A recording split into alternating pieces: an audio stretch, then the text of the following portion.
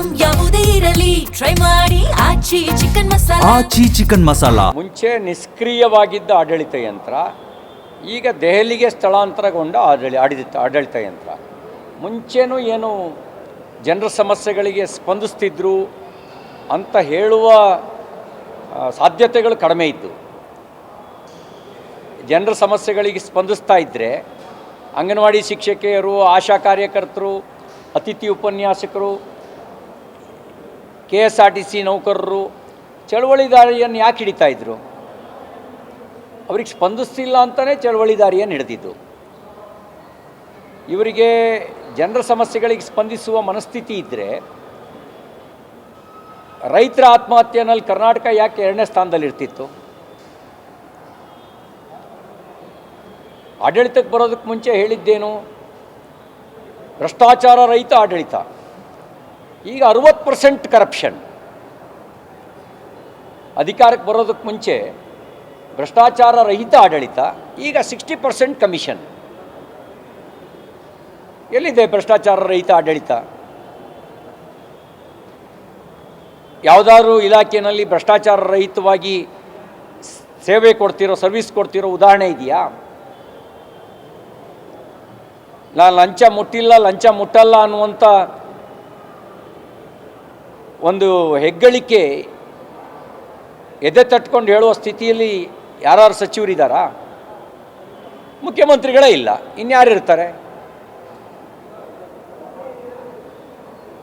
8,000 ಹಳ್ಳಿಗಳಲ್ಲಿ ಕುಡಿಯೋ ನೀರಿನ ಸಮಸ್ಯೆ ಇದೆ, ಕೇಳೋರು ಯಾರಿದ್ದಾರೆ? ಗ್ರಾಮೀಣಾಭಿವೃದ್ಧಿ ಸಚಿವರು ಬ್ಯುಸಿ ವಿತ್ ಅದರ್ ಥಿಂಗ್ಸ್, ಅವರು ವ್ಯಸ್ತರಾಗಿದ್ದಾರೆ ಬೇರೆ ಕಾರಣಕ್ಕೆ.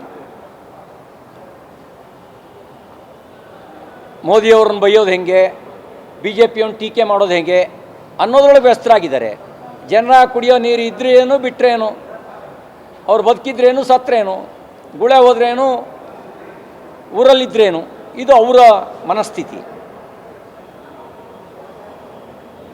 ಹೀಗಿರಬೇಕಾದ್ರೆ ಜನರ ಸಮಸ್ಯೆಯನ್ನು ಕೇಳೋರು ಯಾರಿದ್ದಾರೆ? ಅಕಸ್ಮಾತ್ ಯಾರು ವಿಧಾನಸೌಧಕ್ಕೆ ಜನರ ಸಮಸ್ಯೆ ಹಿಡ್ಕೊಂಡು ಬಂದರೆ ಇಲ್ಲಿ ಅವರಿಗೆ ಯಾವ ಸಚಿವರ ಹತ್ರ ಹೋಗಬೇಕು? ದೆಹಲಿಗೆ ಹೋಗ್ಬೇಕಾ ಜನಸಾಮಾನ್ಯರು? ದೆಹಲಿಗೆ ಹೋದ್ರೂ ಇವ್ರ ಕಿವಿ ಕಣ್ಣು ಎಲ್ಲ ಮುಂದೆ ಯಾರು ಮುಖ್ಯಮಂತ್ರಿ ಆಗ್ತಾರೆ, ನನ್ನ ಪಟ್ಟ ಉಳಿಯುತ್ತೋ ಇಲ್ವೋ, ನನಗೆ ಯಾವ ಪೋರ್ಟ್ಫೋಲಿಯೋ ಸಿಗುತ್ತೆ ಅನ್ನೋ ಚಿಂತೆಯಲ್ಲಿ ಇರ್ತಾರೆ ಹೊರತು ಜನರ ಕಷ್ಟವನ್ನು, ಜನರ ಚಿಂತೆಯನ್ನು ಕೇಳೋದಕ್ಕೆ, ಬಗೆಹರಿಸೋದಕ್ಕೆ ಇವ್ರಿಗೆ ಸಮಯ ಎಲ್ಲಿದೆ? ಮುಂಚೆನೂ ನಿಷ್ಕ್ರಿಯ ಜನರ ಪಾಲಿಗೆ. ಅವ್ರು ಸಕ್ರಿಯವಾಗಿದ್ದದ್ದು ಎಷ್ಟು ಲಾಭ ಮಾಡ್ಕೊಳ್ಬೇಕು ಅನ್ನೋದ್ರಲ್ಲಿ ಮಾತ್ರ ಸಕ್ರಿಯ. ಬಾಕಿ ಸಮಸ್ಯೆ ಬಗೆಹರಿಸೋದ್ರೊಳಗೆ ಅವಾಗಲೂ ನಿಷ್ಕ್ರಿಯ, ಈಗಲೂ ನಿಷ್ಕ್ರಿಯ.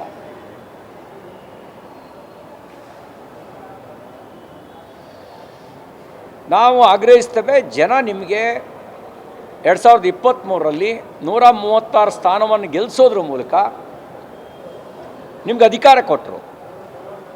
ನೀವು ಕಿತ್ತಾಡಿ ಅಂತ ಅಧಿಕಾರ ಕೊಡಲಿಲ್ಲ, ಭ್ರಷ್ಟಾಚಾರ ಮಾಡಿ ಅಂತ ಅಧಿಕಾರ ಕೊಡಲಿಲ್ಲ, ಬೆಲೆ ಏರಿಕೆ ಮಾಡಿ ಅಂತ ಅಧಿಕಾರ ಕೊಡಲಿಲ್ಲ. ನಿಮಗೆ ಕೊಟ್ಟ ಅಧಿಕಾರವನ್ನು ನೀವು ದುರ್ಬಳಕೆ ಮಾಡ್ಕೊಂಡಿದ್ದೀರಿ. ಈಗಲಾದರೂ ಕುರ್ಚಿ ಕಚ್ಚಾಟ ನಿಲ್ಲಿಸಿ, ಜನರ ಸಮಸ್ಯೆ ಕಡೆ ಗಮನ ಕೊಡಿ. ಜನರ ಸಮಸ್ಯೆ ಕಡೆ ಗಮನ ಕೊಡದೇ ಇದ್ದರೆ ಯಾವ ಜನ ನಿಮ್ಮನ್ನು ಕುರ್ಚಿಯಿಂದ ಕೂರಿಸಿದ್ರೋ ಅದೇ ಜನ ಕುರ್ಚಿಯಿಂದಲೂ ಇಳಿಸ್ತಾರೆ ಅನ್ನುವ ಎಚ್ಚರಿಕೆ ಮಾತನ್ನಷ್ಟೇ ಹೇಳಲಿಕ್ಕೆ ಬಯಸ್ತೇನೆ. ಕಳೆದ 2 ವರ್ಷದಿಂದ ಧಾರಾವಾಹಿ ಥರ ನಿಮ್ಮ ಕುರ್ಚಿ ಜಗಳ ನಡೀತಾ ಇದೆ. ಸಿದ್ದರಾಮಯ್ಯನವರು ಎಷ್ಟು ದಿನ ಮುಂದುವರಿತಾರೆ?